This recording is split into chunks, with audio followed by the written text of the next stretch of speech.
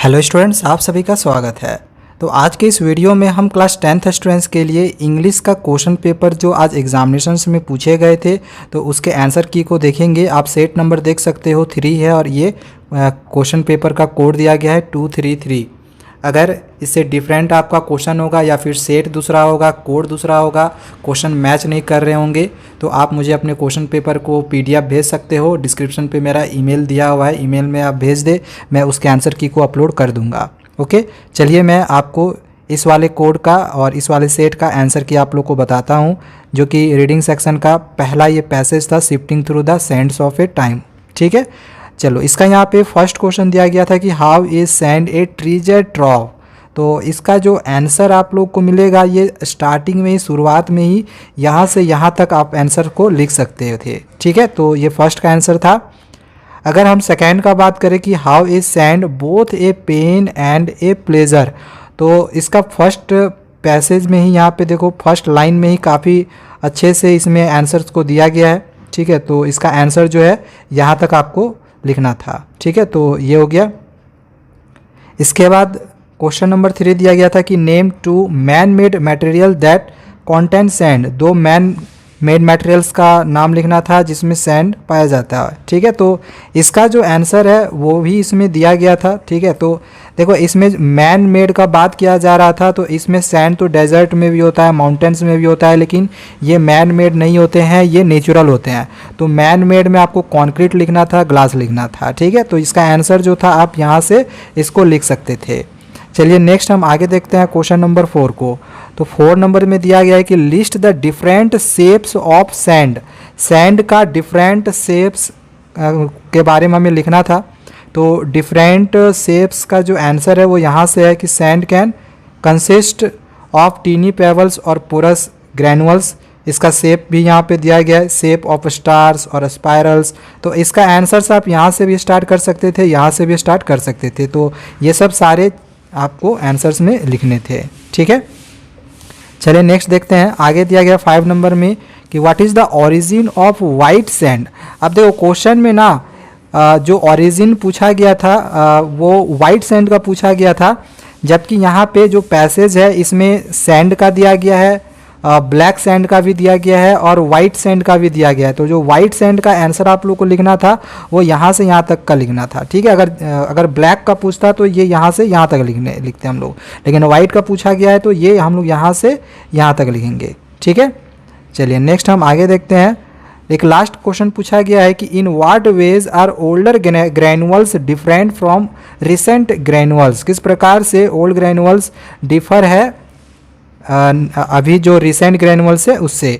तो इसका जो आंसर है वो यहाँ से है कि the older the granules the finer they are and the smoother the edges. तो ये वाला आंसर आप यहाँ ये सब सारे लिख सकते थे। ठीक है, तो ये हो गया रीडिंग सेक्शन पैसेज 1।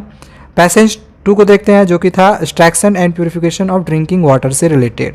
तो इसका जो पैसेज का जो आंसर था ये आप अपने लैंग्वेज में लिखोगे तो ये ज़्यादा बेटर आप लोग के लिए होगा। बाकी यहाँ पे दिया गया है फर्स्ट वाला क्वेश्चन कि under what condition does a natural spring emerge. तो इसका जो आपको आंसर्स मिलेगा, तो इसका आंसर मैं आप लोग को यहाँ पे दिखा दे रहा हूँ। इसका आंसर आप यहाँ से लिख सकते थे। ठीक है, चाहे तो आप इसको अपने लैंग्वेज में बना के लिखते तो ये आप लोग के लिए ज़्यादा बेटर होता, बाकी आप लिखोगे भी तो आपका गलत नहीं होगा। What is a confined aquifer. तो इसका भी आंसर ऊपर में मिल जाएगा आप लोग को, पैसेज में यहाँ पे दिया गया है। ठीक है, एक कॉन्फाइंड एक्वीफायर करके यहाँ पे आपको देखने को मिलेगा। इसका आंसर हम लिख सकते थे यहाँ से यहाँ तक। ठीक है, चलिए नेक्स्ट हम आगे देखते हैं क्वेश्चन नंबर 3 को। 3 नंबर में दिया गया है कि what forms a flowering artisan well. तो ये आर्टिसियन वेल उसी के जस्ट नीचे ही था। ठीक है, क्वेश्चन नंबर 3 का जो आंसर होता वो यहाँ से होता। ठीक है, आर्टिसियन वेल। तो ये वाला आंसर हम यहाँ से यहाँ तक लिख सकते थे। नेक्स्ट आगे दिया गया क्वेश्चन नंबर 4, जिसमें हमें ये जो टर्म प्यूरिफाइड है इसको एक्सप्लेन करने के लिए बोला गया था, प्यूरिफाइड वाटर को। तो देखो यहाँ पे दिया गया है वाटर प्यूरिफाइड, तो इसके बारे में हम इस तरह से लिख सकते थे कि विच मीन्स, ये यहाँ से ये सब सारी चीज़ों को आप लिख सकते थे। ठीक है, चाहे इसको आप अपने लैंग्वेज में भी बना के लिख सकते हो। नेक्स्ट आगे यहाँ पे दिया गया है कि हाउ आर पैथोजेंस ट्रीटेड। तो इसका भी जो आंसर है ये भी यहाँ पे दिया गया है। फॉर ट्रीटिंग पैथोजेंस, देखो यहाँ पे ये आंसर दिया गया है, तो आप इसके आंसर्स को यहाँ से यहाँ तक लिख सकते थे। ठीक है, आप इसमें से कुछ घटा भी सकते थे, कुछ काट भी सकते थे। एक लास्ट है, why is municipal water treated by chlorination, तो इसका भी आंसर आप लोग को यहाँ पे मिल जाएगा। तो पैसेज में देखा जाए तो सारे के आंसर दिए हुए हैं, बाकी आपने जो भी किया हुआ होगा मे बी कि वो सही हो। ठीक है, और चलिए देखते हैं आगे हम लोग ग्रामर के क्वेश्चंस को। ग्रामर से पहले राइटिंग सेक्शन था, तो उसका मैंने यहाँ पे क्वेश्चन नहीं लिया हुआ है, क्योंकि राइटिंग सेक्शन से बस एक ही क्वेश्चन था, ऑर्डर लेटर राइटिंग लिखने के लिए आया हुआ था। तो ऑर्डर लेटर राइटिंग ऑलरेडी मैंने पिछले वीडियो में बताया था, जो वही क्वेश्चन पूछ दिया था। तो ऑर्डर लेटर राइटिंग तो मैं यहाँ पे नहीं बता रहा हूँ, वो ऑलरेडी मैंने बनाया हुआ है वीडियो, आप देखना चाहते हो कैसे लिखे हैं आप लोग या चेक करना होगा तो डिस्क्रिप्शन पे मैं दे दूँगा।